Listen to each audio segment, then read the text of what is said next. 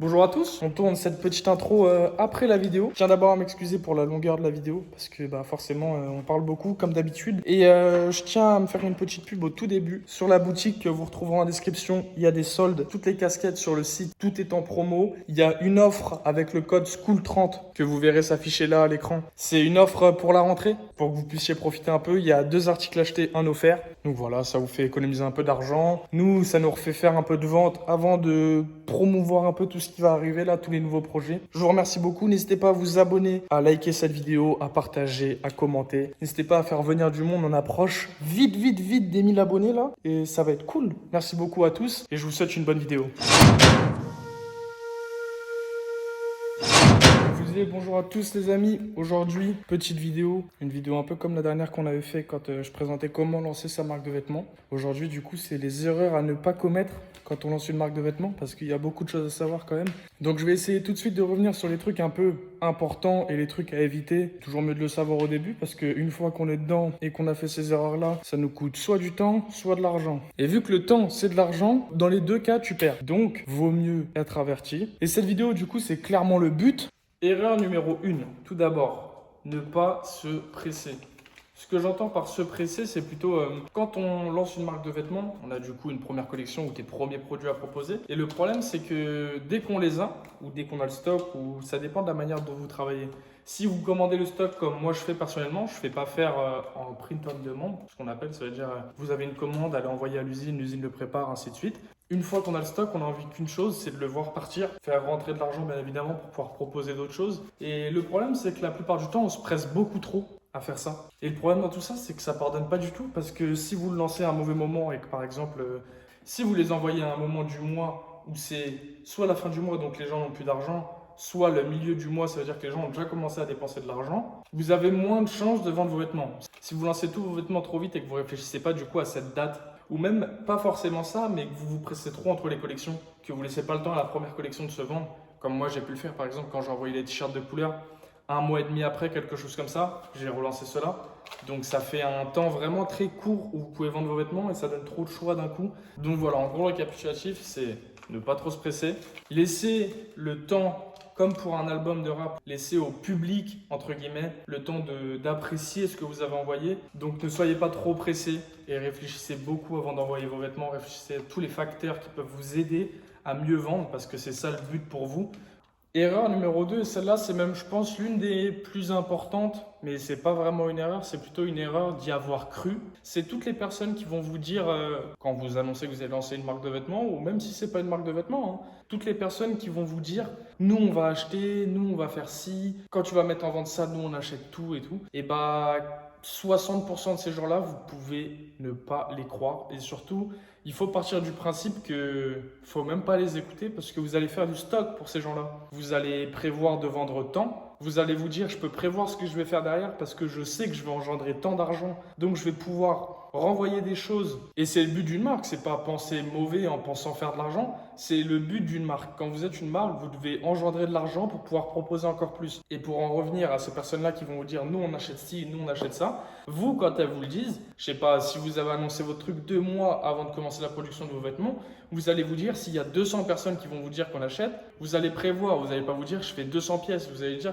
je fais un peu plus parce qu'après, il faut compter bouche à oreille, pub, réseau, truc, nani. Donc vous allez vous dire, je fais 350, 400 pièces. Et donc si sur ces 200 personnes, il y a 60% qui achètent, ça veut dire 60, 80 casquettes vendues. Votre budget où vous vous êtes dit, je vais vendre 200 casquettes, je vais faire tant, au final j'en vends 80, ça veut dire que j'ai 120 de pertes. Même si ces 120, je les rattrape sur le bouche à oreille, etc. Au final, du coup, il me restera 200 pièces après, ou c'est même la prochaine erreur, on peut dire, c'est le stock. Faites très attention à vos stocks, ne pensez pas à faire plus de stock. Le but d'une usine, par exemple, pour moi qui fais les vêtements à l'usine, c'est de vous vendre plus. Par exemple, moi, la première erreur que j'ai fait avec ces casquettes-là, la première erreur que j'ai fait avec celle-ci, je voulais faire 288 casquettes au début, parce que c'était 144 noirs, 144 rouges. Et l'usine a m'annoncé un prix, par exemple, partons du principe qu'elle vous annonce 100 euros. 100 euros pour 288 casquettes. Mais elle dit, attention, Si tu en fais 576, donc le double, je te les fais à 150 euros, les 576. Donc du coup, dans ma tête, moi j'ai réfléchi, attends, là pour la moitié du prix, j'ai 2 fois plus de stock. Ça veut dire que je pourrais faire 2 fois plus d'argent. C'est ça le but aussi. Quand tu penses à ton stock, tu te dis, si je l'écoule, je fais tant. Et le problème, c'est que là, je me suis dit, je vais investir plus. Ça va me coûter plus, mais j'aurai plus de stock et je serai prêt à affronter si j'ai vraiment une grosse vague de personnes qui achètent. Parce que moi, au début, quand j'ai annoncé que j'allais sortir la marque, sans vous mentir, j'ai dû recevoir au moins, je vais pas grossir les chiffres ou quoi que ce soit, mais au moins minimum 100 messages ou 150 messages pour me dire, ouais, moi, dès qu'il y a des casquettes, j'achète toutes les casquettes, je fais ci, je fais ça. Ça veut dire que sur les 576, j'ai déjà tant de casquettes qui vont partir, plus le bouche à oreille, plus les pubs, influenceurs, réseaux, trucs. Je me dis, ah ouais, là, ça peut faire du chiffre et ça va faire bien.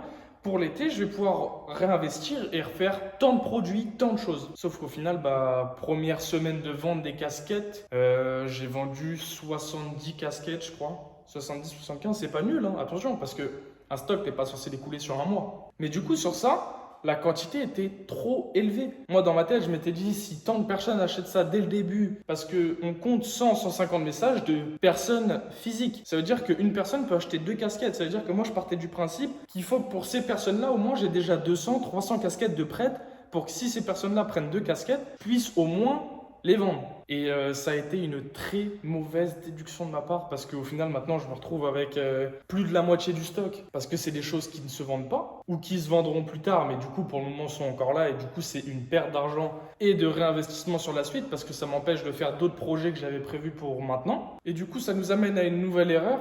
Parce que là, on parlait de stock. Pour une personne comme moi et même en print on demand, on devrait vérifier chaque envoi qu'on fait. Moi, je sais que quand j'ai reçu les 576 casquettes, ça nous a pris 3 heures, je dirais bien, à 4 ou 5 pour vérifier toutes les casquettes une par une. On a dû rendre à l'usine au moins 67 casquettes. Et donc, moi, maintenant, à chaque fois, je vérifie tous les stocks. À chaque fois, dès que je commande quelque chose, qui est 600, 800, 1000, 20 000 t-shirts, je vérifierai tout le temps. Ça, c'est une erreur que tout le monde peut éviter parce que tu vends à des clients des produits pas finis, ce qui au final donne une mauvaise image de toi et ce qui du coup nuit à ton image. Et je pense qu'en lancement de marque, personne ne veut avoir une image dégradée par rapport à des produits mal finis. Il me reste une petite étape, enfin pas une étape, une erreur, et je l'ai surnommé les choix durs. Ce que j'entends par les choix durs, c'est choix de qualité, quantité que vous allez proposer. Par exemple, pour les t-shirts, je sais que j'aurais pu avoir de meilleurs prix et des quantités plus faibles. Par exemple, si j'aurais fait en Chine ou en Turquie, parce que c'est des pays qui proposent des prix défiant toute concurrence. J'aurais pu sortir des t-shirts pour que vous les achetiez 15 euros, mais la qualité n'aurait pas été la même. Je ne vous vends pas un t-shirt à 30 euros que j'ai payé 2 euros, il faut bien se rendre compte de ça. La qualité du t-shirt, pour celui-là, regardez, col un peu plus épais, flocage ici, grand flocage ici, 220 grammes 100% coton. Pour ceux qui s'y connaissent, c'est vraiment une très bonne qualité. J'ai pas envie de me brider en termes de qualité et en termes de prix, mais ça influe aussi sur du coup ce que je vais pouvoir sortir. Là, le prochain projet, c'était le survêtement, donc jogging, pull pour l'hiver. Et le problème, c'est que en usine, ça me coûte cher, faut dire les mots, et que je sais que beaucoup de personnes n'achèteront pas les vêtements à cause du prix qui va être peut-être un peu élevé. Quand je parle d'un peu élevé, on parle de 50-60 euros par pièce. Ça veut dire jogging, pull. Ça veut dire que pour un ensemble, on est aux environs de 100 euros. Même 120 si je me fais vraiment tuer sur les prix. Mais par contre, on sera en fabrication Europe. On sera du coup sur quelque chose qui est vraiment qualitatif de fou. Mais c'est quelque chose qui me met une balle dans le pied parce que je vais faire des vêtements qui seront très bien finis, très beaux, je l'espère. On le verra plus tard sur les vidéos qu'on va faire. Et du coup, tu te mets une balle dans le pied parce que le prix va te tuer ta vente. Parce qu'il y a des gens qui ça va pas intéresser. Là, le choix dur que je parlais au début, c'est le choix de soit se dire on fait quelque chose d'abordable. Ça veut dire une pièce à 25-30 euros. Donc un ensemble à 50-60 euros. Haut et bas. Mais par contre, c'est un vêtement qui vient de Chine ou de Turquie et la qualité, ça sera peut-être pas la même. Tu auras peut-être des problèmes de coupe, il y aura peut-être des trucs, je sais pas, j'ai jamais travaillé en vêtements en tout cas avec ces pays-là. La Chine, j'ai travaillé qu'avec les casquettes et j'ai eu des problèmes de broderie, des problèmes de ci, des problèmes de ça. Donc voilà, je sais pas ce que vous en pensez, dites-moi ce que vous préférez vous. Avoir des vêtements moins chers mais un peu moins qualitatifs au début et essayer plus tard, quand on pourra faire plus de quantité, d'avoir des prix plus raisonnables dans les pays des alentours. Ou alors dès le début, faire de la qualité, faire des produits qui sont bien finis. Dites-moi ce que vous pensez être le mieux. Moi je pense que le mieux c'est de faire de la qualité, même si le prix est un peu plus cher, mais au moins quand on porte le vêtement, on est à l'aise dedans et on se dit qu'il vaut vraiment son prix. Par exemple, moi quand j'ai le t-shirt toute la journée, celui-ci, la qualité est incroyable. Pour les gens qui ont acheté mes t-shirts, vraiment, soyez honnêtes et mettez dans les commentaires si vous êtes resté jusque-là et si vous avez acheté un t-shirt. Mettez dans les commentaires l'avis que vous avez sur les vêtements. Le problème, si je vais dans un autre pays, c'est que les prix seront moindres pour vous, mais la qualité le sera aussi. Donc c'est un choix à faire. Dites-moi ce que vous pensez être le mieux. Je pense que là, du coup, on a un peu fini. Je vous remercie à tous d'avoir regardé cette vidéo jusqu'ici. C'est une vidéo un peu à l'arrache, hein. On n'est pas dans un cadre idyllique, c'est pas la plage, c'est plus le Portugal, on est revenu à la vraie vie.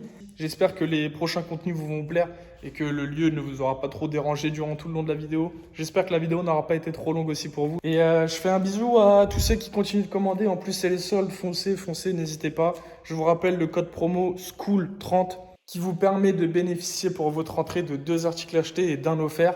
Donc ça peut vous faire économiser 20, 30 euros en fonction de ce que vous prenez. Il y a même les packs qui sont compris dedans. Donc si vous prenez un pack de 6 t-shirts ou un pack de 3 t-shirts par exemple, avec les nouveaux packs de casquettes ou quoi que ce soit, vous pouvez même gagner 60 euros pour vous dire à quel point c'est rentable pour vous. Donc voilà, merci beaucoup à tous ceux qui iront faire un tour sur la boutique, qui partageront cette vidéo, qui vont s'abonner, qui vont liker, etc. Je vous remercie énormément. C'était Bad Days, on se dit à la prochaine. Hop, petite casquette à 20 euros, on se fait de la pub. Petit t-shirt, elle est en réduction celle-ci. Foncez, foncez. Merci beaucoup à tous. Et je vous souhaite une bonne fin de journée, une bonne fin de soirée. Merci beaucoup et à la prochaine.